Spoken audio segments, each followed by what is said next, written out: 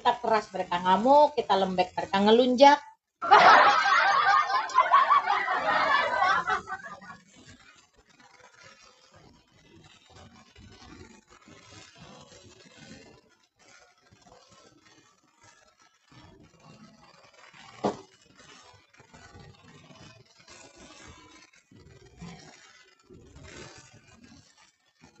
Tolong jawab pertanyaan saya nanti penting. Kamu naik ke atas aja lah, Tony.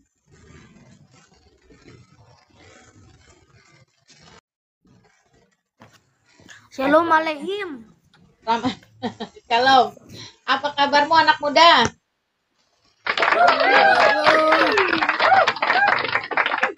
Apa yang mau disampaikan? Kadrun tadi bikin rungkat tuh dua. Kasihan teman-teman di YouTube tuh masih 200-an orang nonton. Gimana? Kamu mau jawab di sini, mau standby di sini atau mau ada yang mau disampaikan? Tunggu mereka datang. Si Tony. Woi, Prof, ngapain kesini, Prof? Ngintip-ngintip, we. Kirim singa lah dari Eropa sana. Ada ngintip-ngintip, semangat melayani, thank you, Hermin. Halo, Kak. Woi, ngapain lu ngintip-ngintip? Lu nggak lihat gue makin kurus nih, lu nggak kasihan sama gue? Astagfirullah, si Prof.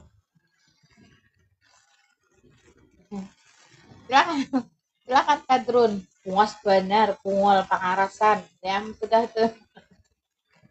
Bukan apa.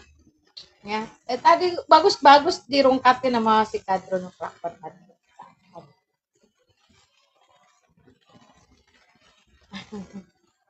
Silakan teman-teman.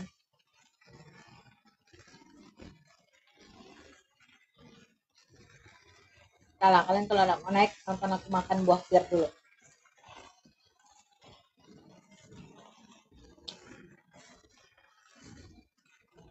Doakan saya teman-teman biar nggak cepat nyusul Uti Watimena.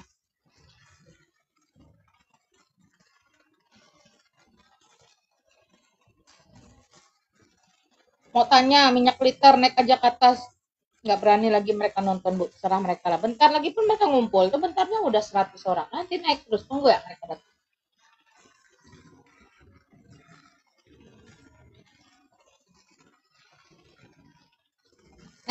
Naik aja. Minyak liter naik. Tanya deh.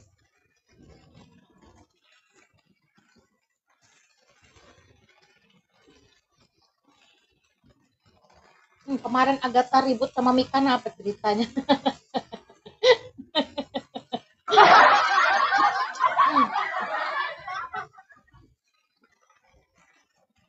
Susah sih kalau lagi sama-sama butuh konten. Mau nggak mau lah mereka berdua. Tarung derajat. Tarung derajat. Saya nggak tahu teman-teman ya, saya cuma dikabarin aja. Kenapa Mak Lina? Ya gitu dah. Ikana tuh duduk di samping nyetir, saya di samping dia. Dia ngontenin saya, dia bilang, terserah lah kamu kalau mau ngonten, terserah kamu lah. Ya memang dia kan memang konten kreator, bukan seorang apologet ya. Ya Mikana itu konten kreator, teman-teman jangan salah. Kalian harus bedakan. Nah, dia nanya tentang Yesus. Ya, jadi pertanyaan kocaknya begini. Mak, waktu Mak berdoa, yang ada di otak Mak, Bapak atau Yesus? Koyor aja kepalanya.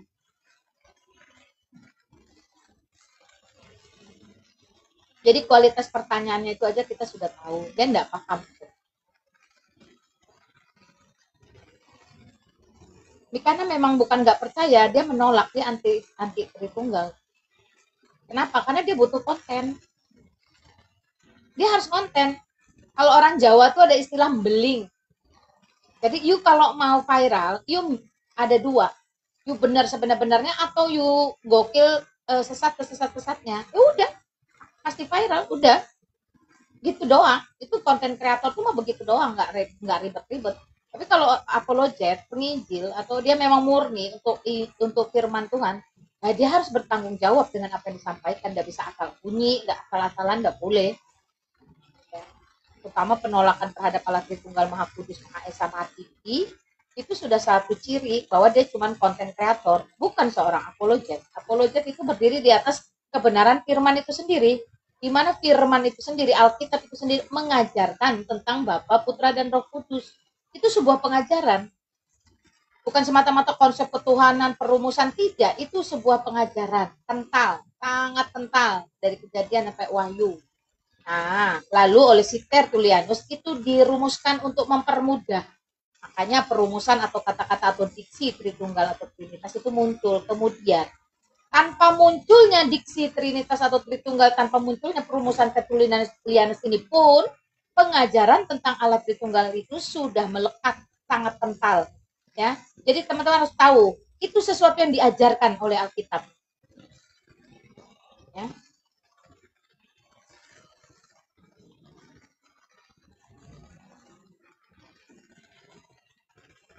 Iyalah, itu sesuatu belum terungkap kah? Belum. Tadi saya tutup, saya buka lagi. Jadi gini teman-teman ya, cobalah beli bukunya Pak Stephen Tong tentang Tritunggal, tipis saja, harganya kalau nggak salah cuma 30.000 atau 40.000 di Shopee ada kalau belum habis.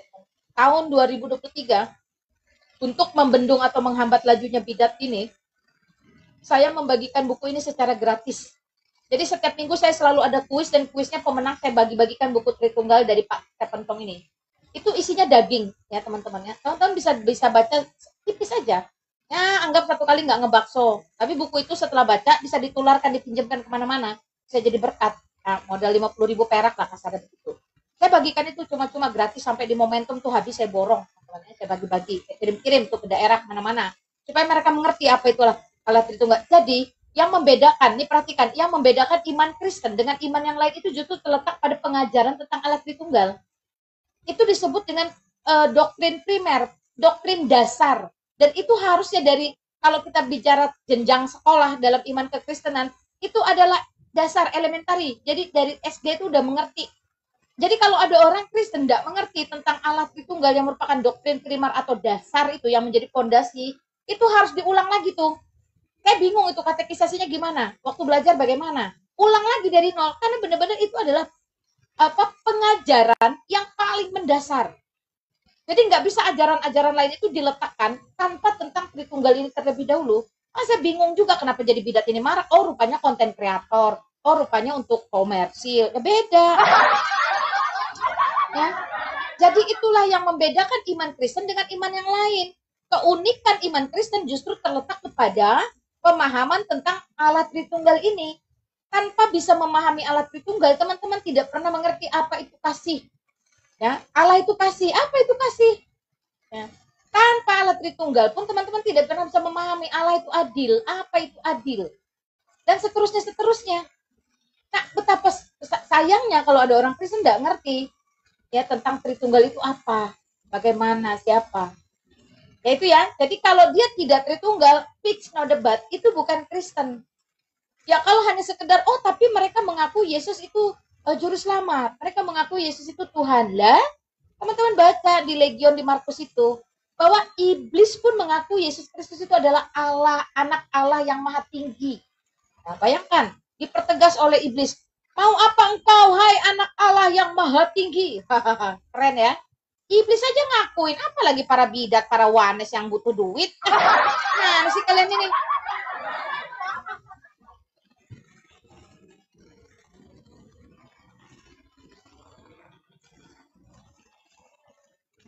Mikana tuh sudah nyamperin saya 5 kali di RMCI, teman-teman. Di markasnya Pak Stephen Tong, di GRI Pusat Kemayoran.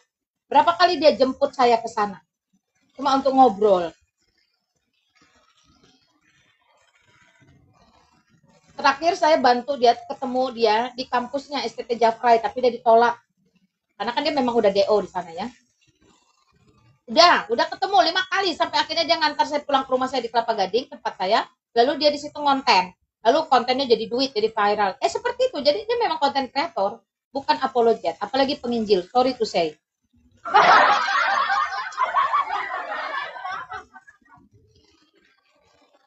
Taman Semun. Gak ada gerejanya dia.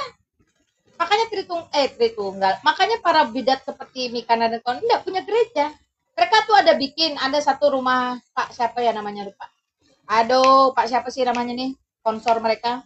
Nah, dia punya villa di Bogor. Nah, Mikana kan tinggalnya juga di Bogor. Tuh, karena itu villa agak besar, mereka setting menjadi seolah-olah gereja. Ada podium, ada mimbar, ada tulisan di belakang. Jemaatnya siapa? Jemaatnya ya wanes-wanes yang ada di TikTok ini.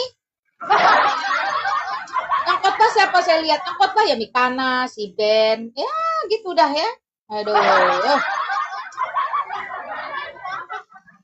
Udah tahu saya teman-teman. Jadi kalau kamu tanya dia jemaat mana, tanya aja coba. Halo, silahkan. Oh, tante, itu Hai. yang Mikani itu sesat ya? Bidat itu. Sesat lah, dia menolak Allah Tritunggal. Pantasan Pak Bomu itu hari juga bilang bidat itu. Emang dia menolak Allah Tritunggal, dia bidat, dia konten kreator, bukan seorang apologet, bukan seorang penginjil, hanya konten kreator. Jadi kalau mau viral sebagai konten kreator ya memang harus melakukan sesuatu yang bertolak belakang. Itu aja sih misinya, nggak ada lain.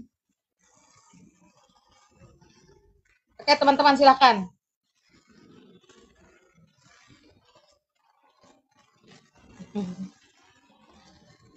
Karena kamu naiklah sini. Loh dulu Mak Lina bestinya Mikana, bukan saya. Saya, Jeki Sembiring, Pastor Cipto. Setiap malam kami berempat, kami bertiga itu menemani, membantu supaya ruangan itu besar. Di Ahmad, Sofiatul, Erben, Mozart. Oh banyak senior-senior ada di sana tuh setiap hari. Tujuannya waktu itu kami punya tugas supaya ada satu ruangan Kristen yang besar yang bisa membungkam suara polemikus. Ternyata bantuan kami, kehadiran kami itu dimanfaatkan oleh Mikana. Setelah ruangannya besar, dia malah mengajarkan bidat. Maka satu persatu akhirnya pergi meninggalkan ruangan itu dan kami akhirnya komit untuk sama-sama membendung bidat ini dengan cara apa? Dengan cara membuka ruangan masing-masing.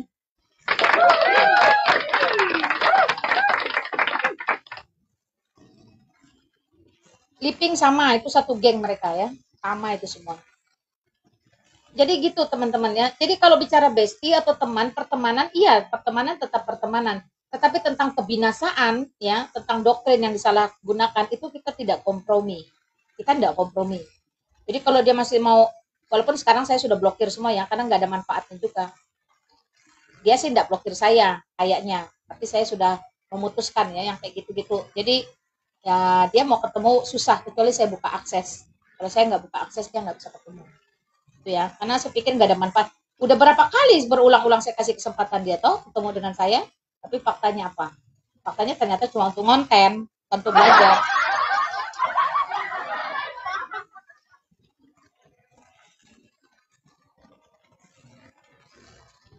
Silakan teman-teman. Jadi, tante itu yang rumah untuk orang murtadin itu gimana tuh? Ya, jadi rumah ini cukup besar, tidak digunakan lagi. Ya, tadinya mau saya jual, tapi setelah saya pikir saya dapat visi dan misi dari Tuhan, saya mau jadikan ini rumah singgah bagi murtadin. Siapapun mereka yang memilih menjadi Kristen harus ditolak, diusir, dianiaya, mereka boleh tinggal di sini maksimal 3 bulan. Nanti ada UMKM, ada pengajaran, ada cara berapologet. Nanti kita tambah lagi studio mini untuk mereka streaming. Ini kan cukup luas yang kamar ini ya. Ada 4 kali 8 meter, bisa dipecah dua, beberapa ruangan ke studio. Nggak apa-apa, mereka nanti ada di sini, tetapi proses izin dari dinas sosial itu belum keluar, teman-teman ya. Saya akan melakukan ini berbasis resmi pemerintahan, supaya tidak ada lagi istilah yang beradak beruduk atau apa itu nggak bisa. Kenapa? Karena mereka juga berhak hidup layak. Menjadi Kristen itu bukan buronan, menjadi Kristen itu bukan aib, menjadi Kristen itu bukan sesuatu yang hina. Karena di UUD 1945 pasal 29 ayat 1 dan 2 itu jelas negara menjamin kebebasan orang memeluk agamanya. Jadi mau dia lock out atau lock in itu masalah dia. Tidak boleh lalu diintimidasi, dipersekusi, tidak bisa. Dia punya hak dijamin oleh negara dan bebas menjalankan ibadahnya. Kenapa pula menjadi Kristen menjadi sesuatu yang hina? Maka itu doakan. Ini yang pertama di Indonesia teman-teman. Saya tahu ini tidak mudah dan tidak murah. Tapi saya percaya kalau Tuhan sudah utus, pasti Tuhan urus dan Tuhan sendiri yang siapkan.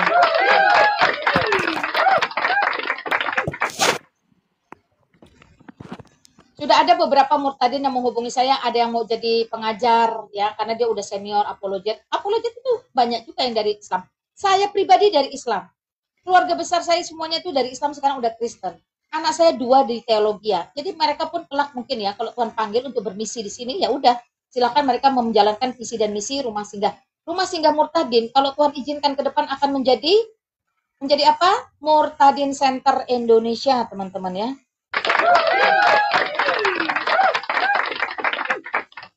Doakan saja.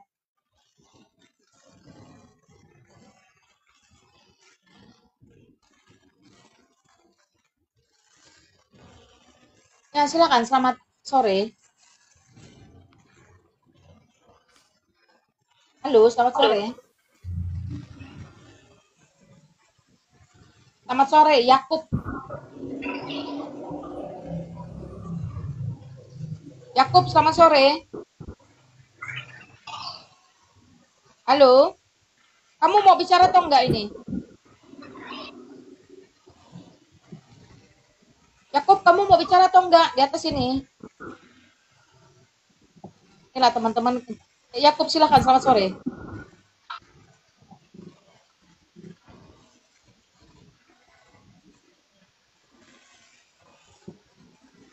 Ya, kalau nggak mau bicara, saya sudah sapa baik-baik, saya blokir ya, mohon maaf ya.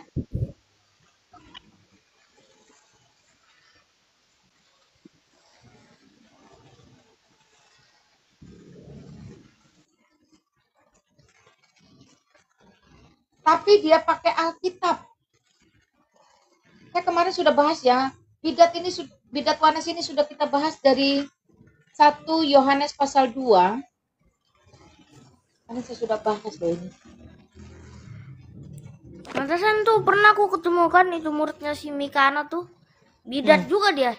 Ya iya. Dia bilang gini, Tritunggal, Tritunggal Marsion bukan Kristen. Nah saya naik, ini kan saya mau bicara langsung mereka gaisin penjara, ya udah saya turun aja.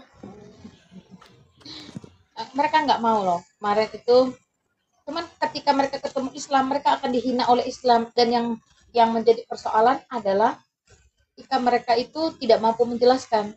Nah, ini di dalam 1 Yohanes pasal 2 ayat 18 sampai 27 itu kan jelas Yohanes mencatat tentang antikristus. Siapa itu antikristus? Ini jelas ya teman-teman ya. Anak-anak, inilah waktu yang terakhir, dan seperti yang telah kamu dengar bahwa antikristus akan datang. Sekarang telah bangkit banyak antikristus. Tahu ya, yang namanya ini Kristus. Ini antikristus. Nah, mereka itu adalah segala sesuatu yang bertolak belakang dengan apa yang kata Kristus. Kalau dia itu tidak antikristus, maka kalau Kristus begini, dia harusnya begini. Ngikut ya, ngikut di belakang. Tapi karena mereka berlawanan, disebut antikristus. Anti itu segala sesuatu yang anti ya. Nah, kamu dengar bahwa telah bangkit banyak antikristus. Dari hal inilah kita mengetahui bahwa waktu ini benar-benar waktu yang terakhir. Jadi memang tanda-tanda akhir zaman itu sudah sangat jelas dan sudah terjadi. Antikristus bermunculan, bukan cuma kadrun ya, tetapi wanes itu antikristus. Kita bisa tahu bagaimana ayat 19, memang mereka berasal dari antara kita. Sepertinya Kristen, ya, sepertinya GPIB, HKBP, GRII, sepertinya saja, ya, berasal dari kita. Bisa jadi keluargamu, kerabatmu, tetanggamu, saudaramu, bahkan ya, bisa jadi satu suku, satu wilayah, satu kampung. Memang mereka berasal dari antara kita, tetapi mereka bukan bagian dari kita. Wah, ini jelas ya. Mereka bukan bagian dari Kristenan itu sendiri. Sebab jika mereka bagian dari kita, tentu mereka tetap bersama kita. Apa yang bersama dengan kita? Karena sejak semula, para nabi, para rasul itu mengajarkan tentang apa yang diajarkan oleh Yesus sendiri. Bapa, Putra, dan Roh. Dan mereka tidak tinggal diam di dalam pengajaran itu. Mereka di luar dari pengajaran itu. Jadi seolah-olah mereka bagian daripada kita, sebenarnya bukan. Ini jelas sekali Yohanes mencatatnya. Sebab jika mereka bagian dari kita, tentu mereka tetap bersama kita. Tetapi hal itu terjadi supaya nyata bahwa mereka semua bukan bagian dari kita. Kata-kata mereka semua itu berarti banyak. Makanya tadi di depan disebut banyak antikristus sudah datang. Salah satunya Wanes. Nah, ini mengerikan. Hah? Aku pernah ketemu bidat nih satu kan, dia gak mengakui Tritunggal dan natur Tuhan Yesus. Aku kan bilang gini, masa makhluk roh bisa mati? Kan gak mungkin makhluk roh bisa Nah, mati, tapi dia tetap nolak. itu lebih ke doketisme. Jadi gini teman-teman, buka aja di Google ya, bidat masa kini, wah keluar tuh. Nasrani speknya apa? 3 Allah, Allah Bapa, Allah Ibu, dan Allah Anak. Buka. Doketisme speknya apa? Oh, Yesus itu siluman, bukan sepenuhnya manusia sejati.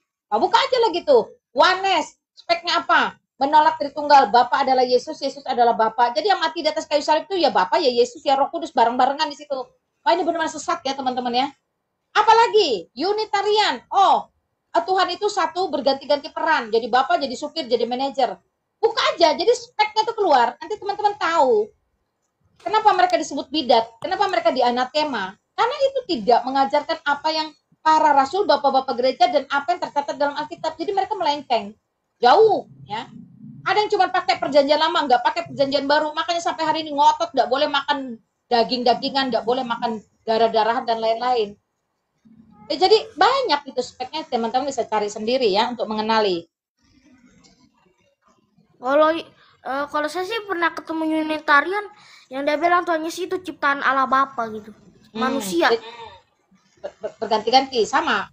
Saksi Yehova juga mengatakan Yesus adalah ciptaan atau Tuhan kecil. Jadi ada Tuhan besar, Sang Bapa itu, lalu Yesus Kristus adalah Tuhan kecil. Ya, ini yang aneh-aneh ya. Silakan, selamat sore. Sore. Ya, silakan. Namamu siapa, Bro? Budi. Oke, Mas Budi, Islam Kristen? Katolik. Oke, apa yang mau disampaikan Mas Budi? Monggo. Ya bingung kalau Mikana itu kan berarti kan dia Oneness kan. Itu baptisnya gimana kan? Baptisnya Kristen ya. Kita ngakuin enggak? Jadi gini, dia itu kan konten kreator, bukan penginjil, bukan apologet. Jadi dia tidak peduli dengan ajaran yang disampaikan. Masalah dia pernah baptis atau enggak, pun kita akhirnya enggak tahu. Tetapi kalau Dia kita berbicara tentang gini, kalau kita berbicara tentang yang ke depan, pertanyaannya sekarang di mana gerejanya? Enggak ada. Di mana kitab sucinya? Enggak ada. Lalu bagaimana cara baptisnya? Juga enggak ada, enggak tahu. Ya, jadi kalau misalnya Oneness merekrut orang gitu, misalnya dari Muslim, orang Muslimnya tuh dibaptis tapi rumusannya salah atau gimana ya? Saya tidak pernah menemukan lapangan Mikana ini melakukan PI atau penginjilan lapangan, tidak pernah. Jadi saya yakin juga tidak ada orang tuh yang betul-betul menjadi Kristen lewat Oneness ini. Ini saya kasih contoh ya, ada seorang Buddha, dia nonton Mikana, lalu dia ingin jadi Kristen. Dia beli Alkitab sendiri, dia baca sendiri. Ya, ini orangnya jauh loh padahal.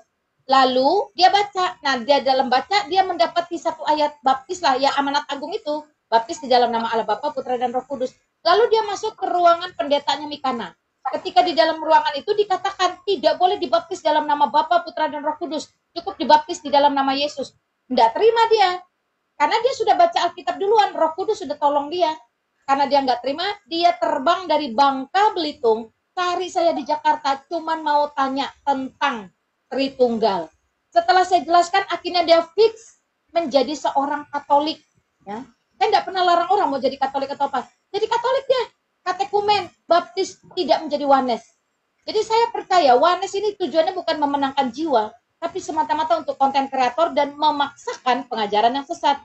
Makanya ayat tadi mengatakan anti Kristus itu sudah banyak yang bangkit. Ya. Tapi kok dia narik tapi kok malah jadi Tritunggal ya? Ya, karena ya itu tadi, Roh Kudus itu tidak membiarkan orang-orang yang memang ditetapkan untuk selamat itu tersesat. Oh, saya juga salut. Saya salut dengan perempuan ini ya. Jauh-jauh dari Bangka Belitung ke Jakarta cuma cari Lina Wijaya. Tanya, Mak katanya, saya pokoknya mau dengar penjelasan dari mulutmu langsung tentang Tritunggal dan saya minta dibaptis menjadi Katolik.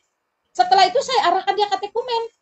Karena dia ngotot mau jadi Katolik, silahkan kamu pergi menjadi Katolik, katekumen dari Buddha itu teman-teman. Nah ini luar biasa cara kerja Allah ya. Jadi tetaplah kita menyuarakan apa yang benar berdasarkan Alkitab. Untuk apa?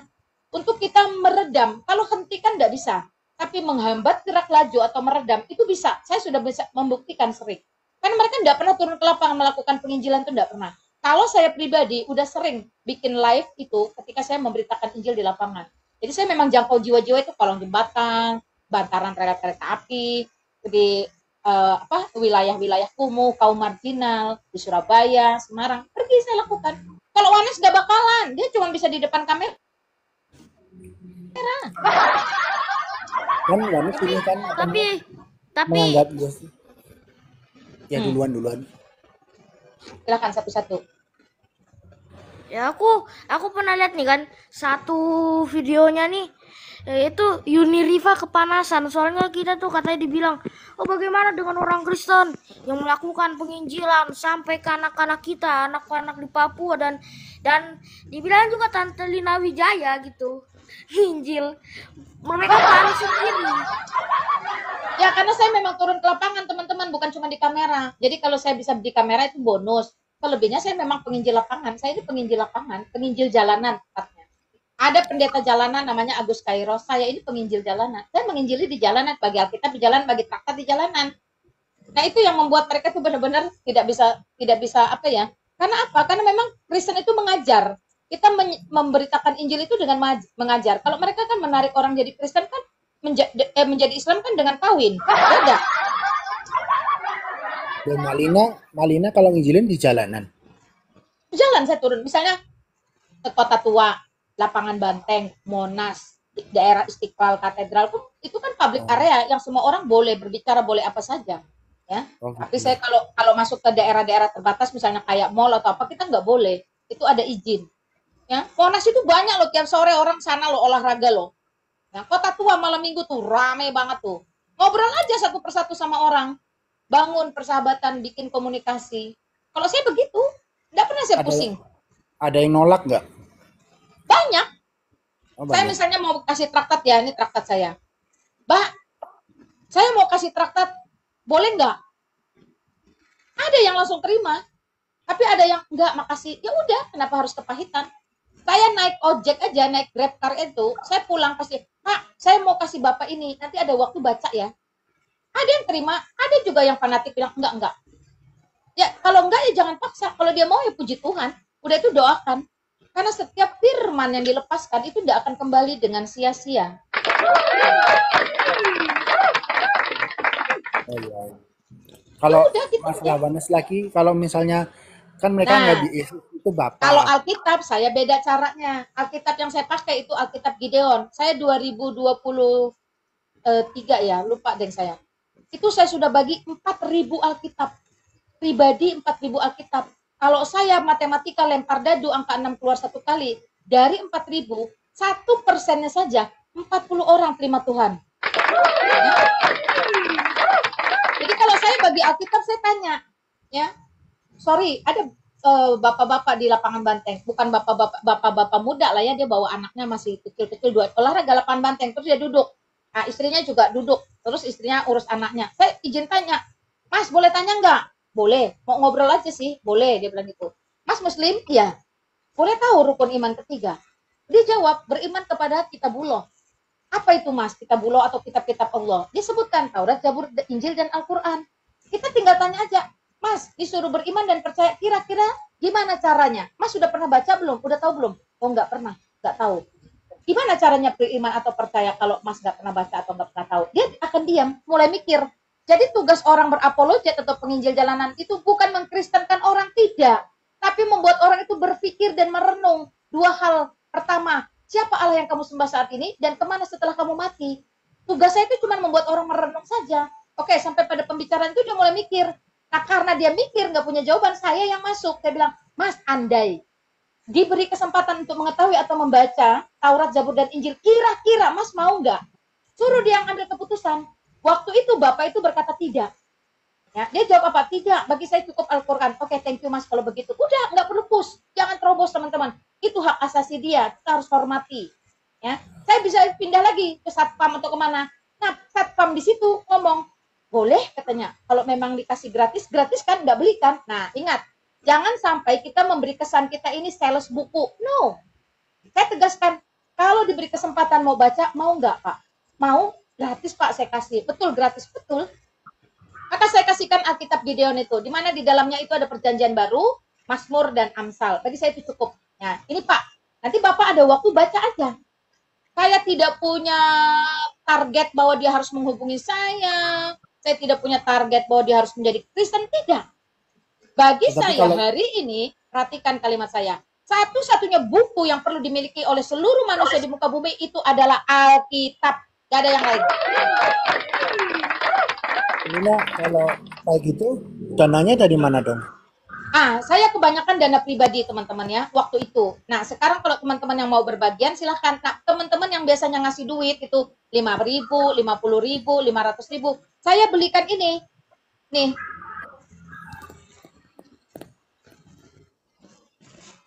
Dan Itu TB2 satu ini buku berapa ya? sudah banyak. TB2 ini murtadin-murtadin di sosial media terima dari saya. Dan saya bersyukur sudah banyak yang katekisasi katekumen. 2 Katolik itu yang kemarin itu katekumen sampai dia krisma, saya live-kan di katedral, saya siarkan. Saya tuh sukacita, yang penting mereka tidak binasa. Ya, dan itu semua adalah karya Tuhan. Saya ini cuma menyampaikan aja. Nah, kalau Gideon itu teman-teman bisa minta ke Gideon ya, karena Gideon memang membagikan secara gratis. Dan saya waktu itu diberi 4.000. Jadi saya tuh tidak peduli. Saya turun ke lapangan teman-teman. Seperti itu cara saya. Apakah saya disebut kristenisasi? Tidak. Apakah saya disebut memaksa orang? Tidak. Tapi kalau Ripa dan Juma kepanasan, itulah faktanya. Katanya kamu turun ke jalanan, ngapain panas? Iya. Kenapa mereka nggak ikut seperti saya turun ke jalanan, pergi sendiri, independen? Nah, Pak, ini saya belinya bersama-sama dengan tim dari teman-teman yang menyumbangkan uang. Itu belinya harus per 100 buah, Pak. Kalau per 100 buah di LAI, ini cuman 80.000 satu buahnya. Jadi 8 juta, kita sekali beli itu 8 juta. Waduh. Apa ini? Yesus. Kalau dicecer, ini harganya 130.000 satu. Mahal. Jadi kita belinya langsung per 100. Gimana? Kalau misalnya lebih murah, kasih perjanjian baru aja gimana? Saya nggak tahu. Teman-teman Katolik aja, apologet Katolik itu banyak yang saya kasih gratis. Contoh Yosef, itu Alkitabnya dari saya gratis. Ya. Charlie, itu dari saya Alkitabnya gratis. Ada Johansa, itu Katolik semua yang saya sebutnya Katolik semua, itu dari saya gratis kayak gini. Jadi saya tidak pernah perjanjian baru saja, ini memang TB2 yang terbaru. Karena saya rasa apologet wajib punya ini. Nah, gimana Pak? Oh, kan ada buku yang cuma perjanjian baru kan? Itu yang dari penting perjanjian baru. Itu dari Gideon, Pak, dari Gideon. Oh. Kan lebih murah kalau perjanjian baru aja kan? Nggak beli, Pak. Kalau Gideon nggak beli, dikasih gratis. Oh, masih gratis ya? Nah. Oh ya. Kalau apologet sama penginjil itu bedanya apa ya? Apologet pasti menginjili. Penginjil belum tentu berapologet. Karena penginjil yang di lapangan itu, kalau mau debat, diskusi tektokan yang ada digampar orang. Injil nggak masuk. Tapi kalau orang apologet seperti ini, dia mempertanggungjawabkan imannya, menjawab dan meluruskan semua fitnah, itu pasti ada Injil di dalam yang diberitakan. Apologet pasti menginjili, penginjil belum tentu berapologet. Karena berapologet itu ada unsur diskusi, ada unsur debat, ada unsur saling mempertahankan. Nah, itu tidak bisa di lapangan kita seperti itu. You mau memberitakan Injil atau you mau ngajak lay? Nanti ujungnya seperti itu, tidak bisa. Tapi kalau apologet sama martir beda ya? Nah, apologet saya nggak tahu. Apologet belum tentu martir, Pak. Tetapi seorang martir pasti waktu hidup dia berapologet. Yakin, karena Paulus itu seorang martir dan dia seumur hidupnya berapologet. Oh gitu ya. Ya. Seperti itu. Dan martir itu adalah cara mati yang paling terhormat yang diberikan Allah kepada kita. Allah tidak butuh Teman-teman, Kristen yang sanggup beli. Karena mental orang Kristen itu mental memberi, bukan mental meminta. Seperti mereka yang di lampu merah. Enggak, sama gitu. Kamsa naik aja. Ini lagi Tuhan. Ingat Tuhan Yesus berubah jadi Tuhan. Astaga. Naiklah. Bani taping. Iya, naik aja teman-teman. Masalah Yohanes ya. Itu kan mereka anggap Yesus sebagai Bapa dan Bapa adalah Yesus. Lalu Roh Kudusnya itu gimana itu? Ya, bagi mereka jadi satu itu, Pak. Di blender jadi satu. Oh, jadi gini. Tapi tetap ada Roh Kudus ya? Iya, Roh Kudus itu ya Yesus itu. Jadi Yesus setelah naik turun jadi Roh Kudus, itu pemahamannya Yohanes. Oh. Tapi kalau Yohanes itu tetap menghasilkan buah enggak ya? Enggak, saya yakin enggak. Karena itu kan antikristus. Nah, kalau dia menghasilkan buah untuk iblis, iya. Tapi kalau menghasilkan buah untuk kerajaan Allah, enggak. Ya kan tadi saya sudah Ya, sampaikan yang Buddha akhirnya jadi Katolik itu. kalau Mikana gitu masa melakukan hal jahat kan enggak kan? Loh, sekarang nih baca Lukas 17. Silakan ayat 1 2 3. Waduh, Berarti Baca apologet. Apologet udah. eh, Lukas 17 ayat ayat berapa? 1 2 3. Lukas 17 kalau nggak salah 1 2 3. Lukas berapa? 17. Oh, ayat 1 2 3 kalau nggak salah. Perhatikan baik-baik apakah Mikana itu jahat atau tidak. Silakan dibaca.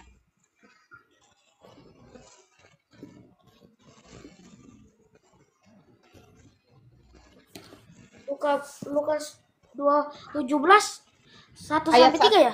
ya, 1 2 dan 3. Ini Yesus berkata kepada murid-muridnya, tidak mungkin tidak ada yang penyesat, tidak akan ada penyesatan, tetapi celakalah orang yang mengadakannya. Ada lebih baik baginya jika sebuah batu kilangan diikatkan pada lehernya, lalu ia dilemparkan ke dalam laut, daripada menyesatkan salah satu dari orang-orang yang lemah ini. Jagalah dirimu, jika lau saudaramu berbuat dosa, tegurlah dia, dan jikalau ia menyesal, ampunilah dia. Oke, thank you. Perhatikan ya. Apakah dia jahat? Kalau Yesus Kristus sendiri bilang lebih baik batu kilangan taruh di lehernya, tenggelamkan sana. Nah, kalau dia dinasehati dia merasa menyesal, kita ampuni. Lah faktanya dia enggak pernah menyesal loh. jadi buah roh kudus itu belum tentu perbuatan Aku baik. baru lihat tuh videonya Mikana sama Elia Myron. Mikana bilang gini, Tritunggal itu gak sesuai dengan Alkitab. Waduh, parah sih. Oke ya. Jadi tidak tentang jahat atau tidak jahat, tapi tentang bagaimana engkau menyesatkan orang itu di hadapan Allah begitu keji. Maka lebih baik batu kilangan ditaruh lehermu, lempar ke laut. Selesai urusan. Ada lagi bro? Ya agak gimana ya, soalnya Yohanes tuh masih Yesus ya, jadi susah sih. Nah ini lagi salahnya Anda. Anda nggak ngerti Alkitab berarti. Ya. Paulus sendiri bilang di Filipi, sabar saja kalau di antara kamu ada yang memberitakan Injil yang lain, berarti Yesus yang lain, ya. Jadi itu sudah pasti akan terjadi bahwa mereka akan memberitakan Injil yang lain, Yesus yang lain. Tetapi malaikat sekalipun kalau memberitakan Injil yang lain, terkutuklah dia. Kurang apa lagi penegasan itu? Terkutuk. Lalu kalau cuma berkata, oh mereka juga membicarakan tentang Yesus Kristus, saya kan selalu bilang, kamu buka cerita tentang legion. Di situ iblis jelas berkata, apa yang kau kehendaki dari kami, hai Yesus, anak Allah yang maha tinggi. Jadi jangankan bidat Mikana, iblis saja mengakui Yesus itu adalah anak Allah yang maha tinggi, adalah Tuhan itu sendiri. Jadi tidak bisa jadi patokan. Iblis loh, itu jelas-jelas iblis loh. Ada tamu nih di Ya? Tamika. Cukup, silakan Tamika. Oke, makasih Lina Wijaya, Ya, thank you. Islam Kristen, bro. Muslim. Apa yang mau kamu sampaikan, tanyakan di sini. Lina Wijaya menganggap bahwa Allah itu adalah Yesus itu sendiri. Betul kan? Bukan, saya tidak menganggap, tapi itu fakta dan kenyataan. Oh iya, Bukan anggapan saya. Silakan. ya bukan Oke. betul. 1 Korintus Allah. 8, Ya, satu-satu silakan. ini aku di mute ini. Nggak, 1 Korintus berapa? 8 nomor yang ke-6. Baca, silakan. Sebab hanya ada satu Allah yaitu Bapa dan hanya ada satu Tuhan yaitu Yesus Kristus. Jadi Allah itu Bapa, bukan Yesus. Kamu bertanya saja. Kamu nggak bisa menjelaskan. Pertanyaanmu apa? Jadi itu bertentangan itu dengan Pertanyaanmu, pertanyaan. Kamu tahu kalimat tanya apa, siapa, mengapa, kenapa, berapa, dari mana, dan seterusnya. Yesus Pertanyaanmu apa? Allah. Yesus Allah atau bukan? Kalimat pakai tanyanya juga. apa? Kalimat tanya. Tuhan Yesus Allah. Yohanes 1 ayat 1 sampai 14. Itu Jadi tuh, kontra. ada tuh. Diam-diam. Nah, inilah Islam nih ya. Udah sesat. Kalau dijawab ribut sendiri. Kamu bisa diam nggak? Kalau nggak bisa diam, turun dulu. Biar kita jawab buat masyarakat. Ya. Kalau tidak bisa diam, kita jawab buat masyarakat yang ada di sini. Silakan. Silakan, apologet. Kamu mau jawab apa tadi? Pada mulanya adalah firman. Firman itu bersama-sama dengan Allah dan firman itu adalah Allah. Jadi Tuhan Yesus itu firman dan firman itu adalah Allah. Jadi jelas dia itu Allah. Nggak bisa diganggu. Ya modal congor aja. Ya, clear ya. Ditambah ayat 14-nya dan firman itu menjadi manusia tinggal di tengah-tengah kita. Jadi clear. Yesus adalah Allah itu sendiri yang nuzul ke dunia menjadi manusia. Yesus adalah kalamullah atau firman Allah yang menjadi manusia. Yesus adalah Allah karena Allah bukan nama. Allah itu adalah sebuah apa ya kalau saya sebut jenis sesembahan. Nah, itu kalau pakai Pastor Il. Selamat sore, Lina. Ya, silakan. Otak separo mau ngapain lagi? Hai, kau yang otak cengklek. Silakanlah, Muhammadmu itu jelas ngomong. Muhammadmu itu loh, junjunganmu yang ada di dalam kubur itu yang ngomong. Kalau wanita itu otaknya separuh. Bukan saya yang ngomong, saya sih mantan Islam. Ya? Kita lihat dulu apa pertanyaan si Mbak Ari nih apa ya? Silakan. Dia tuh boro-boro cerdas. Main TikTok buka mikrofon aja nggak bisa kan otak separuh. Tadi udah naik kok. Kakak ngomong di atas. Udah turun aja. Nggak jelas mau ngapain. Suruh masak aja di dapur, masak. Jadi budak aja, jadi budak. Udah jadi budak aja. Pusing amat. Ngurusin otak separuh di sini. Nah, silakan yang lain. Mak Lina jangan gitulah. Emang harus begitu ngadepinnya. Nggak ada cara lain metode di ruangan saya. Nggak ada urusan lah. Nggak ada tawar-menawar di sini. Capek kalau tawar-menawar terus. Silakan.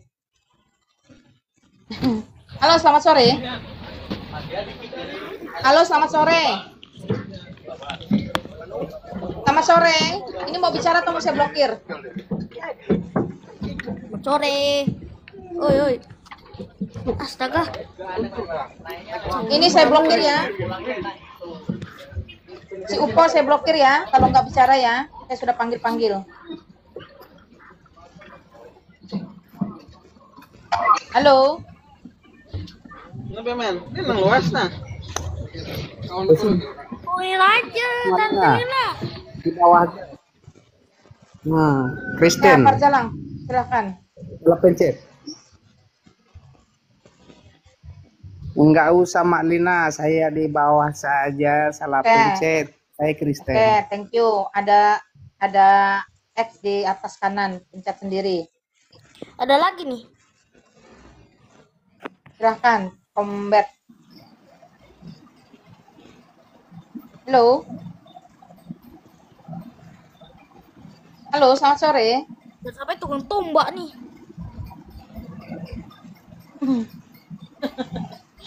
Woi, selamat sore. Combat, kamu mau ngomong atau mau diblokir? Oi, Kobat. Apa lu kadrun ya?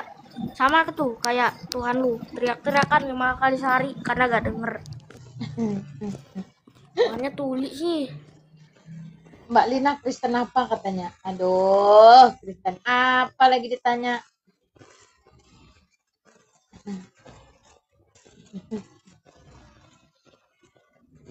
Ya silakan, selamat sore. Ferdi, selamat sore. Ferdi, selamat sore. Ferdi. Kok dibilang ini dikasih mama? Pusing Ferdi. kali. Dia habis mama. Apalah rapat di atas ini, oi.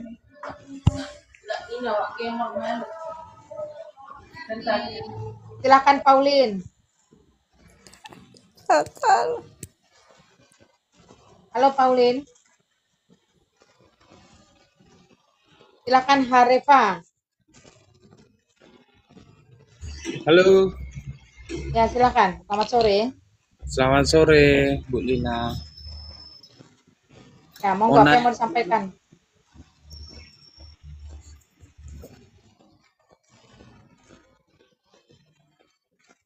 Halo, Ya silakan, selamat sore. Apa yang mau disampaikan?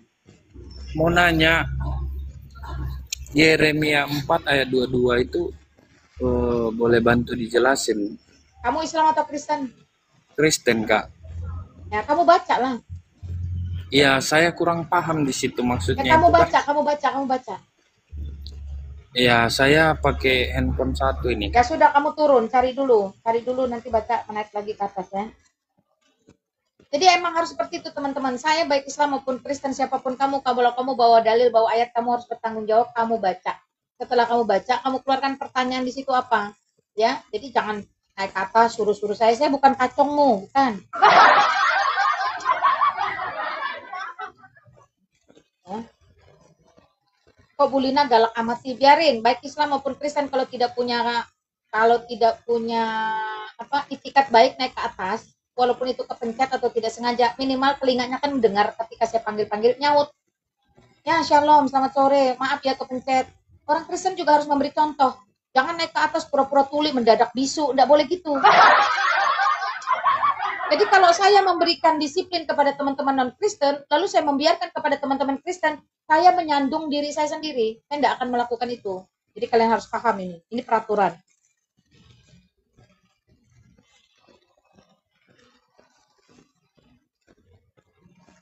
Silahkan, apakah ada lagi? Gak ada yang berani masuk. Biarin lah. Apa-apa.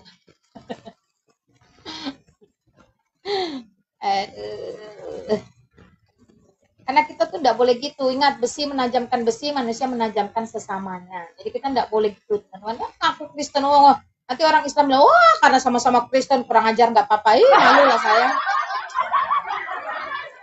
Makanya kalau saya tanya, saud ya, maaf ya, salah pencet, Tuhan memberkatimu. Saya juga akan jawab, ya thank you, Tuhan berkatimu. Malah dapat berkat kan daripada diblokir. Silakan. Selamat sore. Shalom, Kak Lina. Ya, shalom. Selamat sore. Namamu siapa? Tapai. 2 kali saya tanya, namamu siapa? Tapai, Kak. 3 kali saya tanya, namamu siapa? Ya, Tapai. Sudahnya pakai salam, tapi goblok turun. Nggak suka saya. Biar kau pakai salam, kalau kau goblok dan berusaha menipu, tetap saya usir. Mau pikir kamu siapa? Cobalah orang Kristen itu jadi teladan. Ya, jangan orang menganggap kamu rendah karena kamu muda.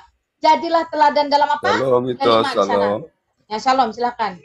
Namamu siapa, bro? Ya, Franky Purba itu aku. Oke, silakan. Franky, Islam Kristen? Kristen. Ya, oke. Apa yang mau disampaikan, Bang? Ada itu. Bagi pertanyaan dalam hati saya ada. Silakan. Apakah ada manusia bahwa Yesus itu katanya bukan Bapa? Gimana itu? Coba dulu itu. Yesus memang bukan Bapa. Yesus ya Yesus, firman Allah itu sendiri. Bapa ya Bapa. Jadi teman-teman gini, ya Allah itu substansi atau esensi atau hakikat atau keberadaan yang semestinya atau lebih gampangnya jenis sesembahan itu Allah. Jadi sesembahan yang apa? Yang menjadikan segala sesuatu atau disebut pencipta. Jadi itu bukan nama. Ingat, Allah itu bukan nama, bukan proper name. Oke ya, itu dulu. Nah, Allah itu memiliki 3 pribadi. Pribadi di sini bukan berarti sosok yang satu badannya 180 cm, yang satu 150 cm. Enggak. Pribadi di sini adalah lebih kepada peranan. Bapa itu memiliki peranan sebagai apa? Penguasa dan perencana. Termasuk rencana keselamatan itu sumbernya dari mana? Allah Bapa. Lalu firman Allah yang datang ke dunia menjadi manusia yaitu Yesus Kristus ini, dia peranannya apa? Dia yang melaksanakan seluruh rencana Bapa. Dia yang menggenapi seluruh rencana Bapa, terutama rencana keselamatan. Itulah Yesus Kristus, firman Allah yang menjadi manusia. Yohanes 1 ayat 1, Yohanes 1 ayat 14. Bapa tidak bisa dilihat, karena apa? Karena Bapa adalah terang kemuliaan dan kebenaran itu sendiri. Lihatnya di mana? Yohanes 1 ayat 18, tidak ada seorang pun yang pernah melihat. Ini clear, ya. Jadi gimana mau lihat Bapa? Apa yang mau dilihat? Oh, fisik tidak bisa. Tetapi seluruh kekudusan keilahian Bapa yang satu substansi itu bisa dilihat di dalam manusia Yesus Kristus. Karena hanya manusia Yesus Kristus yang kudus, adil, baik, benar, dan apa teman-teman coba? Kasih. Jadi ini berbeda. Bapa disebut putra karena dia adalah utusan sang Bapa. Kalau dia disebut anak Allah, maka dia pasti adalah sama-sama Allah. Substansinya sama. Lalu ada Roh Kudus atau Roh Allah itu sendiri. Nah, apa peranannya? Peranannya adalah menyempurnakan seluruh rencana dan karya yang dilaksanakan itu. Itu sebabnya hari ini saya tidak hidup sejaman dengan Yesus Kristus, tetapi saya percaya tentang Yesus Kristus karena pekerjaan Roh Kudus yang sudah menyempurnakan di dalam iman kepada saya. Maka 3 peranan atau 3 pribadi ini merupakan satu substansi yang disebut Allah itu sendiri. Tetapi mereka tidak bisa disamaratakan. Bapa ya Bapa, Yesus ya Yesus sebagai putra, sebagai firman yang menjadi manusia, Roh Allah ya Roh Allah, Roh Kudus yang menyempurnakan. Peranannya bisa dibedakan, fungsi pekerjaannya bisa dibedakan. Tetapi hakikatnya satu substansi sama-sama Allah, tidak bisa dipisahkan. Dan ini tidak berjenjang, satu lebih tinggi, satu lebih rendah, tidak. Dan mereka dari kekekalan sampai kekekalan karena merupakan satu substansi tidak akan pernah terpisahkan. Lalu apa yang menonjol? Peranan mereka. Itu yang disebut dengan pribadi. Pribadi mereka masing-masing. Nah itu, jadi Yesus Kristus memang bukan Bapa. Ini tanya tapi kok malah jeda tuh loh. Gimana sih orang ini? Hei, ini orang Kristen yang nggak bertanggung jawab seperti ini nih ya. Belajar nggak mau, dikasih jawaban nggak mau. Ya seperti itu. Nah, makanya teman-teman, perhatikan pengakuan iman rasuli. Itu jelas. Ya. Jadi di dalam Yohanes 14 ayat 1 sampai 14 pun itu jelas yang sering dipakai framing. Jelas-jelas tulisannya rumah Bapak. Kamu mau bilang Yohanes itu ODGJ salah tulis? Ya. Jadi ketika Yesus berkata aku dan Bapa adalah satu, ya. Itu lebih merujuk kepada substansi mereka yang adalah sama-sama pencipta. Kata-kata ehad itu tidak sama dengan wahid. Ketika Yesus berkata aku dan Bapa adalah satu, itu dalam seluruh kekudusan, kebenaran, keadilan, kasih, dan kebaikannya itu tidak terpisahkan, tidak berjenjang, sama persis. Ya, sama persis. Itu makna kata-kata satu atau ehad di situ. Ya, karena bukan satu berarti wahid. Jadi teman-teman juga suka salah. Nih saya kasih contoh comparing ya, dari Yohanes 14 ayat 9 kan yang suka dipakai framing. Ketika Thomas tanya, lalu Yesus jawab, selama ini aku sama-sama dengan kamu, masa kamu gak lihat aku dan Bapa itu satu? Ingat, kata-kata satu, kaidah dalam bahasa Indonesia itu tidak sama dengan kata-kata sama. Satu is satu, sama is sama. Tapi kita kembalikan dulu, kalau kamu pakai bahasa asli. Saya ambil dari Kejadian pasal 2 ayat 24. Di situ jelas tertulis ya teman-teman ya. Di situ jelas tertulis, seorang laki-laki akan pergi meninggalkan ayah dan ibunya, kemudian menjadi satu. Ehad di situ dipakai teman-teman ya. Bahasa asli. Dengan istrinya. Lalu mereka kemudian menjadi satu. Ya, itu jelas. Lalu apakah menurutmu menjadi satu itu menjadi sama? Lalu si laki-laki tiba-tiba punya rahim, bisa hamil. Lalu si perempuan tiba-tiba bisa tumbuh jenggot, ada jakun? Tidak. Tetapi di situ mereka menjadi satu kesatuan yang ehad itu tadi membangun ibadah atau mesbah keluarga di hadapan Allah. Itu disebut pernikahan Kristen. Ya, jadi beda sekali itu ya. Makanya teman-teman harus belajar mengerti ini. Oke, silakan. Apakah ada lagi? Ya. Jadi lebih kepada substansinya itu satu, tidak bisa dibedakan. Tidak berjenjang, tidak. Sama rata, iya. Tetapi bisa dibedakan peranannya. Bapa merencanakan dan berkuasa atas segala sesuatu, bukan berarti firman tidak berkuasa. Oh, di Kejadian pasal 1 ayat 1-2 pun jelas ada Bapa, ada Allah di sana yang lebih merujuk kepada Bapa itu sendiri. Ada firman Allah dan ada roh Allah. Lari ke Kejadian 1 ayat 26, baiklah kita, ya itu juga merujuk kepada Bapa, Putra, dan Roh Kudus. Jadi memang Bapa is Bapa, Yesus yang adalah Putra is Yesus adalah Putra. Silakan, ada lagi?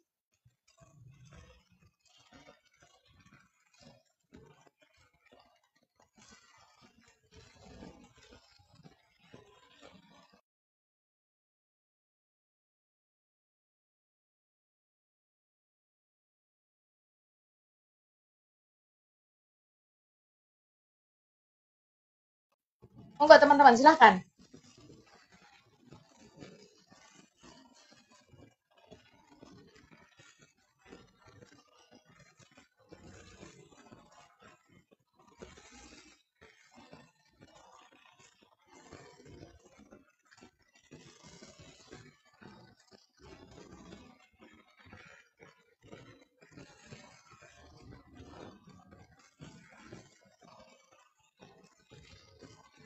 Silakan teman-teman, apakah masih ada?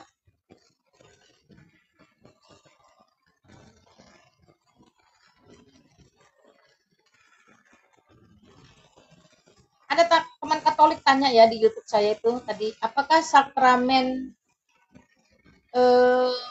apakah krisma itu wajib setelah apakah sakramen krisma wajib setelah apa tadi ya dibilangnya?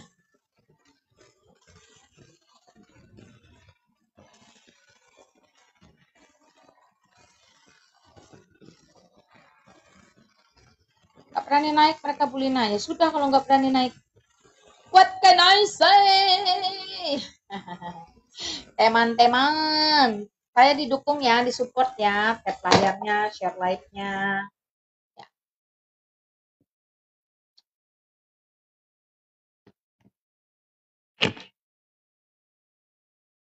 Ya. Jam berapa sih? Jam 5. Monggo silakan teman-teman.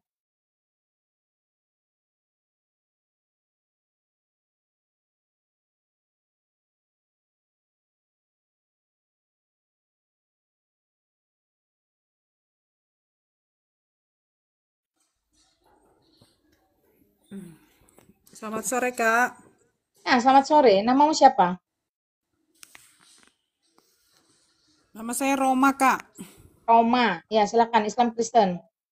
Kristen, Kak. Apa yang mau kamu sampaikan di ruangan saya? Monggo. Kemarin itu kan, Kak, si Mikana sama Agatha itu sempat satu room. Masuk ke roomnya Mikana mengenai Tritunggal. Mikananya kenapa begitu ya, Kak ya? Ya, emang dia kan seorang konten kreator, bukan apologet atau penginjil. Maka konten kreator akan melakukan sesuatu yang viral. Caranya bagaimana? Ya menentang kekristenan itu sendiri. Ya udah sesederhana itu. Kalau saya kan udah sering ketemu Mikana secara langsung, teman-teman ya. Makan bareng, jalan bareng tuh udah sering. Udah tahu dia tujuannya apa. Dan dia memang mengakui dia seorang konten kreator, bukan apologet apalagi penginjil. Terus mau bilang apa?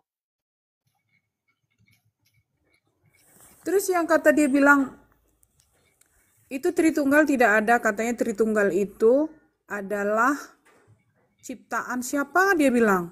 Tertullianus. Sekarang saya tanya kamu, kamu percaya dengan apa yang disampaikan atau percaya apa yang pendetamu sampaikan? Itu dulu. Enggak sih, enggak percaya. Tapi saya bingung kenapa dia begitu, itu aja sih. Ya, namanya konten kreator, dia butuh uang, ya dia harus melakukan sesuatu yang menurut dia baik dan benar. Karena apa? Karena berkaitan dengan komersil. Saya ini udah ketemu dia, udah tahu rumahnya apa, semua tahu, udah ngerti saya, udah tahu saya. Saya nggak mau ambil pusing, itu mata pencaharian dia, teman-teman ya. Biarkan aja. Oke, ada lagi yang mau kamu tanya? Terus kan Kak, saya mau tanya. Mas, kalau di Protestan kan ada tuh gereja yang naik CD, Kak. Naik CD, ya ada masalah apa dengan naik CD? Saya setuju dengan naik CD. Berarti dia melakukan baptisan anak. Masalahnya di mana? Tapi ada beberapa gereja yang nggak naik CD. Sebenarnya di mana itu ya, Kak, apanya? Sama aja. Baptisan anak atau baptisan dewasa itu sama-sama alkitabiah. Kalau di gereja saya nih ya Kak, sudah ada baptisan anak, udah ada pembaptisan, terus ada naik CD juga. Iya, nggak apa-apa. Di gereja saya juga begitu. Nggak ada masalah. GRI tempat saya itu menerima baptisan anak, percaya baptisan anak. Tidak menolak baptisan anak. Lalu setelah dia dewasa, dia ikut katekisasi untuk di CD. CD itu peneguhan iman. Jadi gini ya, kenapa begitu? Saya mau kasih tahu teman-teman nih. Ada kesalahpahaman yang sebenarnya ini cukup fatal. Anugerah Allah itu mendahului segala sesuatu. Ya. Jadi Allah sudah beranugerah kepada orang tua si bayi-bayi ini tentang keselamatan. Jadi itu mendahului segala sesuatu, mendahului pemahaman anak bayi ini. Jadi kalau orang tuanya mengikat covenant perjanjian dengan Allah, minta anak ini diikat dari kecil ya dalam baptisan, itu tidak ada masalah. Dasar ayatnya apa? Ada di dalam Alkitab, termasuk ketika Yesus Kristus tidak menolak anak-anak ini ketika dibawa datang kepada dia. Nah, tetapi secara logika manusia, bayi-bayi ini tidak memiliki pemahaman yang benar. Makanya bayi-bayi ini tidak boleh ikut perjamuan kudus. Karena mereka belum mengerti dan belum mengakui tubuh Tuhan. Jadi kalau ada orang tua yang membawa anak-anak kecil yang belum mengerti dan belum mengakui tubuh Tuhan tentang perjamuan kudus, dia berdosa. Baca ayatnya, itu lengkap teman-teman ya.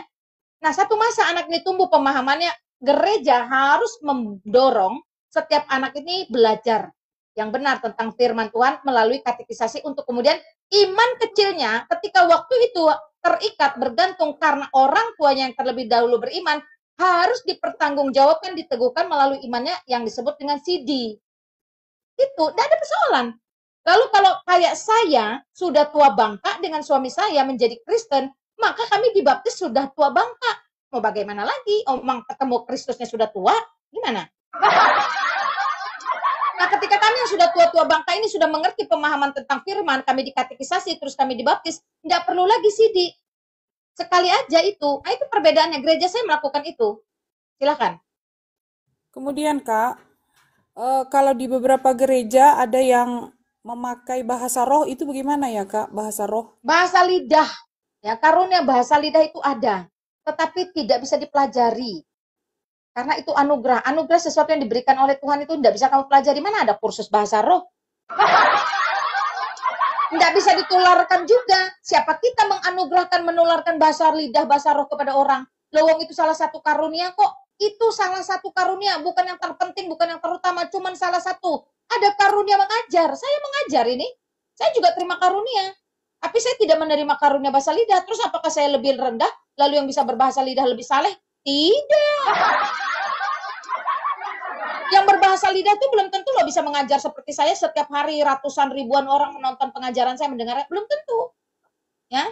Jadi itu cuman salah satu karunia. Yang namanya karunia pertama tidak bisa diwariskan, tidak bisa ditularkan, tidak bisa diajarkan. Itu karunia, pemberian. Yang namanya karunia sesekali bisa diambil oleh Tuhan. Ya, itu pemberian, ya. Itu aja dulu. Dan yang pasti bahasa lidah diberikan oleh Allah bukan untuk kita petantang-petenteng, ini aku lebih saleh daripada kamu karena aku bisa bahasa lidah. Enggak bisa. Tujuannya untuk supaya firman itu bisa dimengerti dan disampaikan. Oleh sebab itu harus ada yang bisa menerjemahkan. Kalau cuma sekedar sandalawas dilawa-lawa, apa artinya? Apakah membangun iman orang? Apakah itu menyampaikan firman? Enggak. Lalu saya tularkan ke orang, ayo ikut dong, ayo keluarkan bahasa lidah, ayo. Mana bisa itu karunia. Ya. Jadi itu kepentingannya pun untuk firman, bukan untuk supaya nih yang punya petantang-petenteng nih aku lebih saleh. Enggak bisa. Ya. Dan yang paling penting karena itu sumbernya adalah roh Allah, maka bahasa lidah atau bahasa roh lebih kerennya disebut, itu harus tertib, sopan, teratur, ya.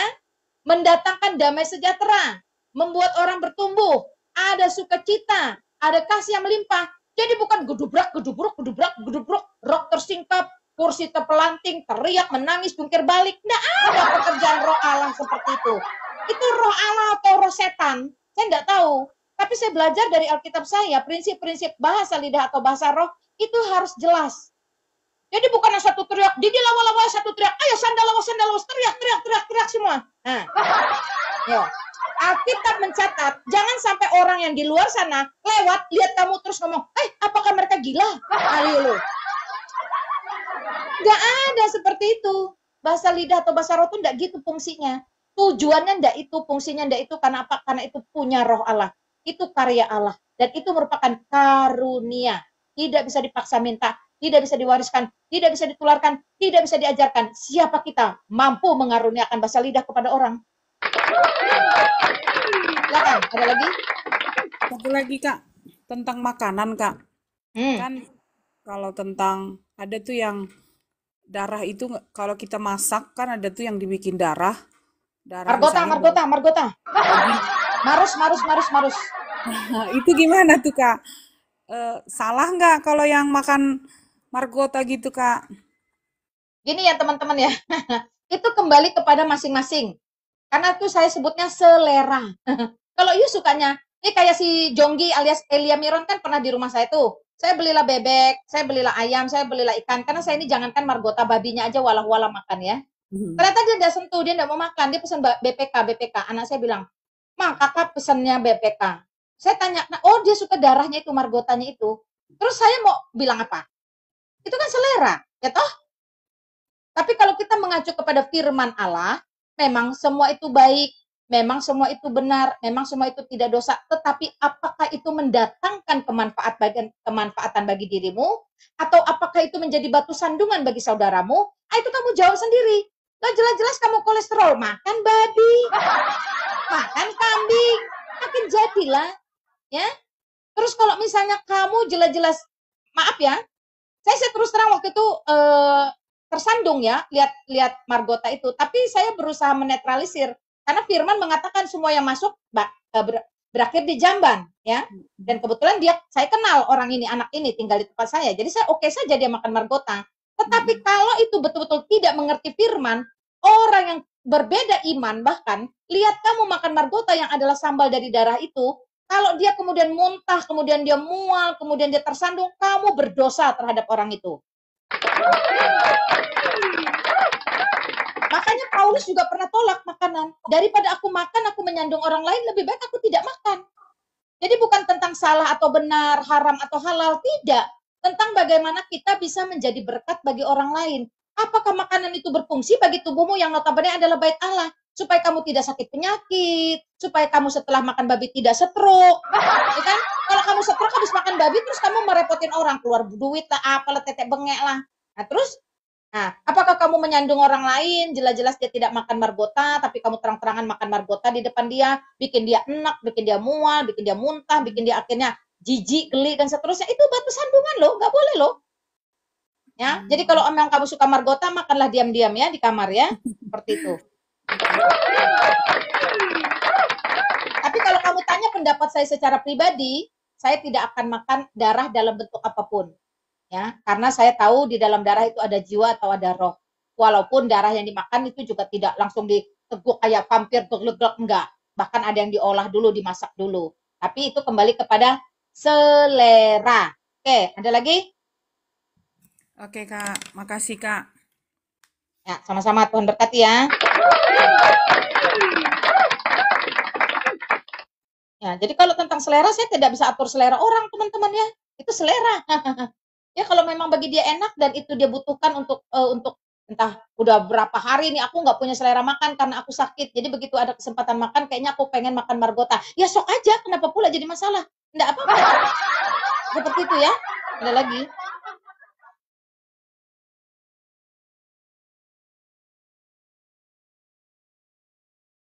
Silakan yang mau naik-naik. Ntar ya teman-temannya, saya lihat CCTV dulu, ada orang. Oh enggak, silakan. Apakah ada yang masih mau naik?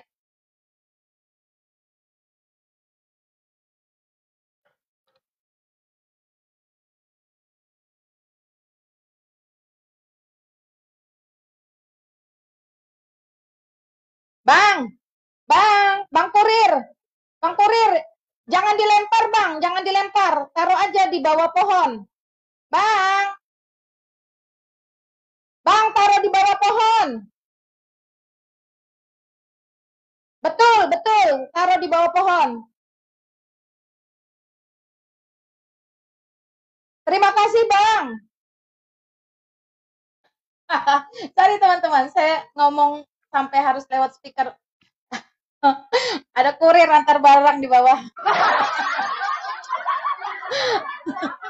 Saya nggak turun, soalnya nggak bisa tinggalin. Oke, silakan. Apakah ada lagi?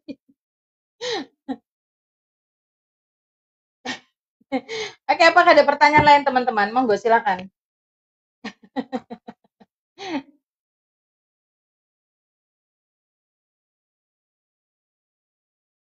Silakan. Apakah ada lagi?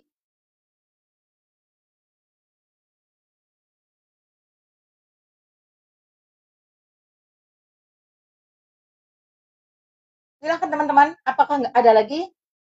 Kalau nggak ada, saya nggak tahu nih saya live udah berapa lama ya. Karena YouTube saya matikan. Tadi katanya nggak keluar suara.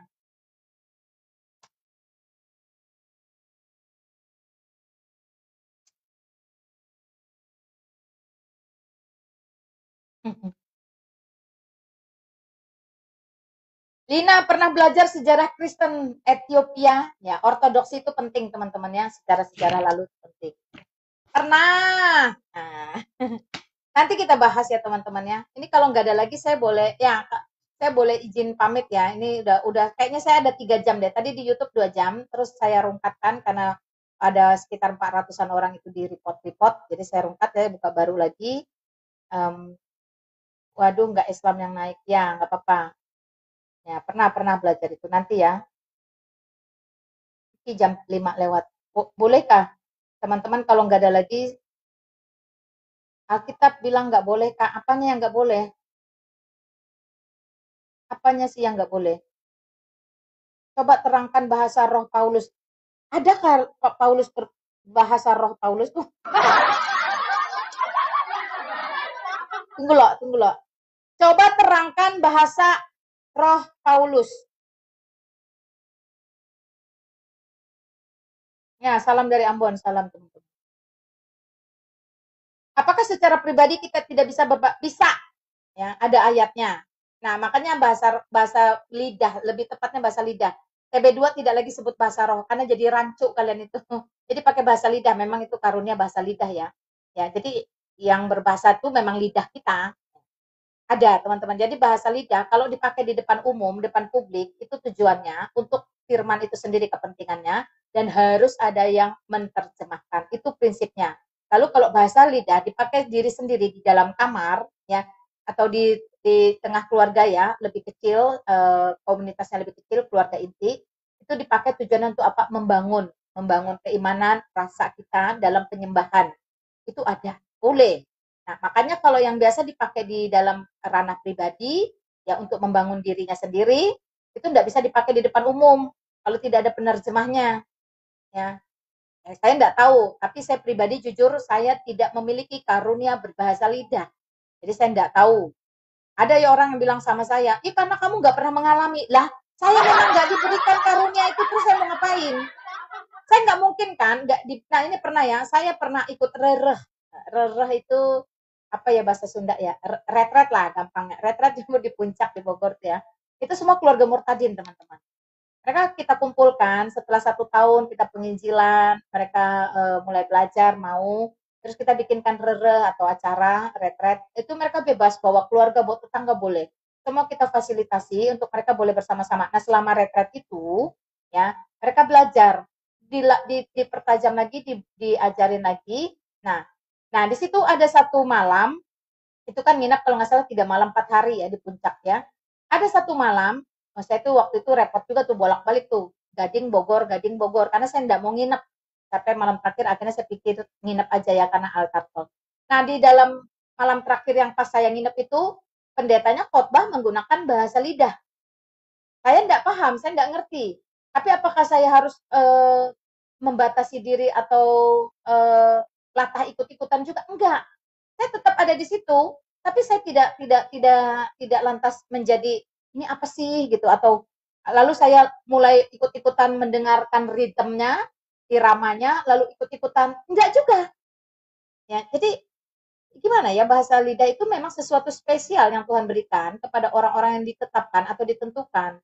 Jadi kita nggak bisa iri, ayo dong tularin bahasa lidahnya ke saya, nggak bisa.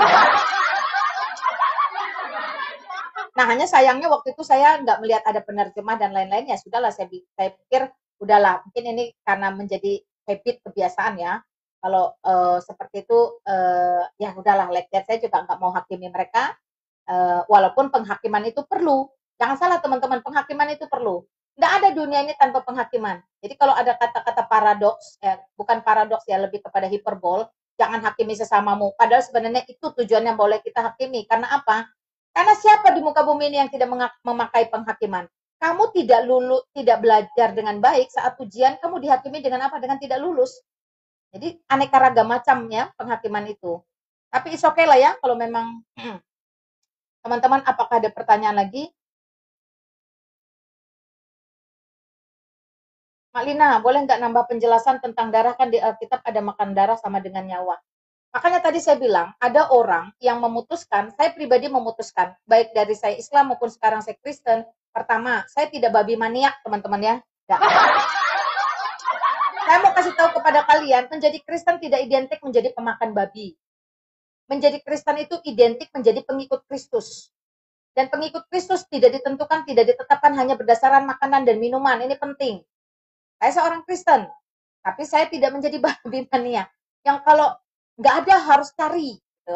Enggak, ya seperti itu. Nah terkait darah tadi, saya juga salah satu yang baik Kristen maupun Islam, saya percaya untuk tidak memakan darah. Karena saya tahu di situ ada nyawa. Hanya saja tadi kan saya kembalikan lagi kepada teman-teman. Pertama itu selera, kedua itu mungkin tradisi budaya. Dan yang ketiga, toh darahnya itu tidak diminum glok mentah seperti Dracula toh. Diolah dulu toh. Margota saja itu ada campurannya toh. Maka dia sudah berbaur dengan yang lain toh. Lalu ada yang darah itu direbus dulu. Namanya marus, kalau maros atau marus setahu saya. Lalu dipotong-potong, lalu diolah jadi masakan juga ada toh. Karena setahu saya orang-orang Jawa juga seperti itu. Tidak hanya Batak ya seperti itu. Lalu apa masalahnya? Masalahnya kembali kepada selera itu tadi. Masalahnya apakah menyandung orang atau tidak? Itu saja. Beda kalau memang darah itu betul-betul diminum, glok, dicedok, jadikan taruh gelas, minum. Ya itu mungkin yang ada nyawa ya, seperti itu. Tapi kembali lagi kepada pemahaman dan kebutuhan atau hobinya. Bagi saya sih enggak ya. Seperti itu aja. Ada lagi? Kalau pesta Batak harus ada daging itu. Ya betul. Saya kemarin ada hajatan besar, ya mau nggak mau ya. Waktu tukar cincin, saya kalau masak saya bisa teman-teman ya. Tapi untuk maksudnya jadi pemakan yang maniak tuh enggak. Ada yes, enggak ada ya oke gitu ya.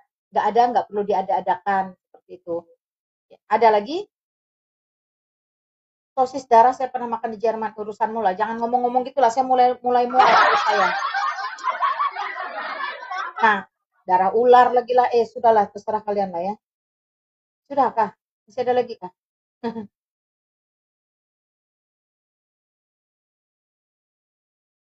Ya, saya pegang teguh ya untuk tidak makan makanan apapun namanya yang intinya itu mengandung darah-darahan. Nggak perlu lah ya. Kayak nggak ada makanan lain ya. Kayak nggak ada makanan lain aja. Seperti itu ya. Astagfirullahaladzim. Ya, kemarin saya tanggal 29 Desember di sini ucapan syukur open house teman-teman. Nah, saya padahal waktu itu udah sounding, udah mengundang teman-teman Kristenku yang ada di daerah Pontianak sekitar, teman-teman apologet untuk boleh datang. Sebenarnya saya sudah sounding, sudah undang ya. Tapi perkara kalian datang apa enggak saya enggak tahu. Nah, itu saya semua masak. Saya sengaja enggak catering karena saya dulu punya usaha catering. Jadi saya masak sendiri.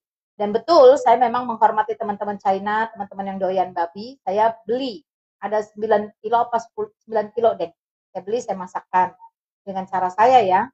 Lalu saya juga bikin daging sapi. Lalu saya juga ayam. Ya, kayak gitu-gitu. Nah, dan yang babi ini selesai hanya di siang. Itu selesai, ternyata acara itu sampai jam 10 malam. Maka semua menu rubah ganti karena teman-teman muslimku sudah mulai hadir. Baik rekanan kerja, semua keluarga kan pada ngumpul ya. Keluarga juga, karena ada satu abang ipar saya itu masih Islam. Ya, jadi otomatis dia dan keluarganya kan datang ke rumahnya. Jadi kita juga tetap hormati mereka. Nah seperti itu teman-teman ya. Ya silakan, someday saya open house datang ya.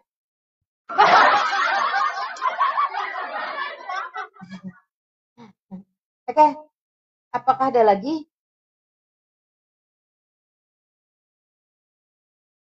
Jangan terlalu ribet teman-teman tentang makanan. Makanan itu tidak menentukan kamu saleh atau tidak saleh. Makanan itu tidak membawa kamu pada keselamatan. Makanan itu hanya untuk membuat kamu bisa bertahan hidup di muka bumi dan mengucap syukur masih ada makanan. Itu sebenarnya ya. Jadi jangan sampai gara-gara makanan kita itu jadi jor-joran. Satu rumah kalau ada yang makan, ada yang nggak makan, terus harus gimana? Yang nggak makan mungkin tahan diri, yang makan juga mungkin membatasi diri. Jadi nggak boleh sering-sering bagianmu aja yang terus dimakan seperti itu ya. Itu aja sih dari saya. Oke teman-teman, tanpa mengurangi rasa hormat, kalau nggak ada yang lain, saya undur pamit dulu ya. Makanan tidak menyelamatkan. Kalau keselamatan bergantung dari makanan, teman-teman kepikir nggak mereka yang di Ethiopia, di Afrika, mereka yang di medan perang, ya di tengah bencana alam, itu gimana ceritanya?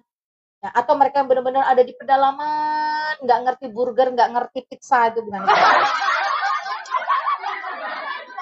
Atau mereka yang mungkin saat ini ada di sana tuh, di luar angkasa tuh, lagi tugas tuh, di dalam pesawat-pesawat luar angkasa itu. Ya. Lalu pada saat mereka bertugas mereka mati, sedangkan makanan mereka tidak babi, gimana ceritanya?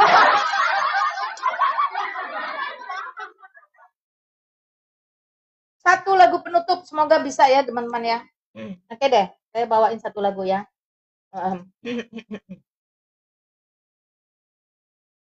Au. Apa lagunya teman-teman?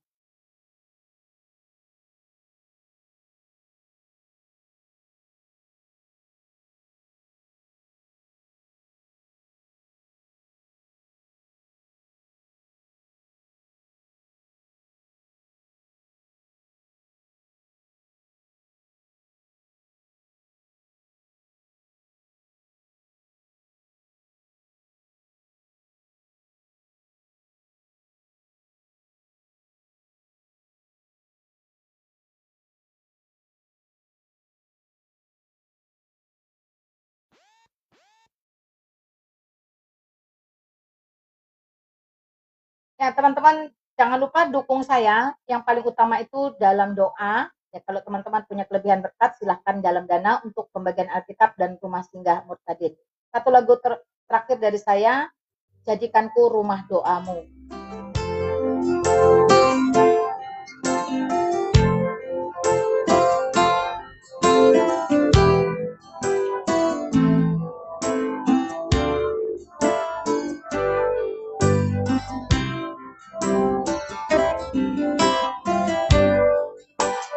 Bawa hidupku sekarang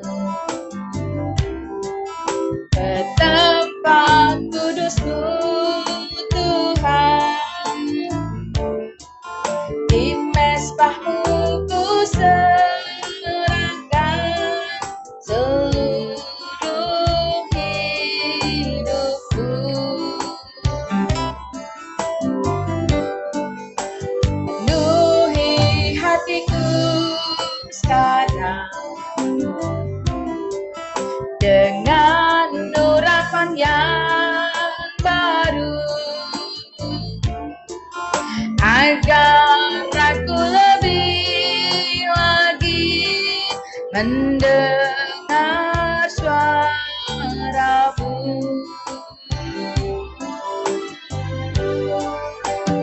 Jadikan aku Tuhan rumah doamu,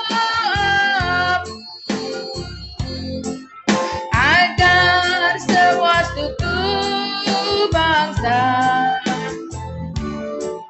datang menyembah-Mu. Jadikan aku Tuhan rumah doamu, agar semua suku bangsa datang menyembah-Mu. Amin.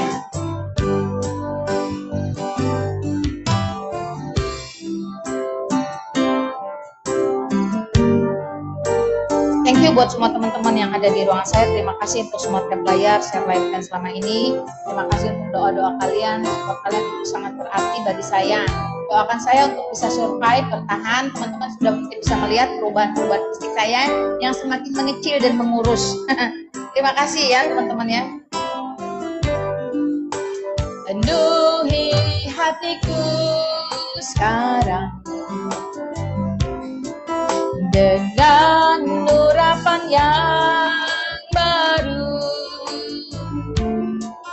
agar aku lebih lagi mendengar suara-Mu.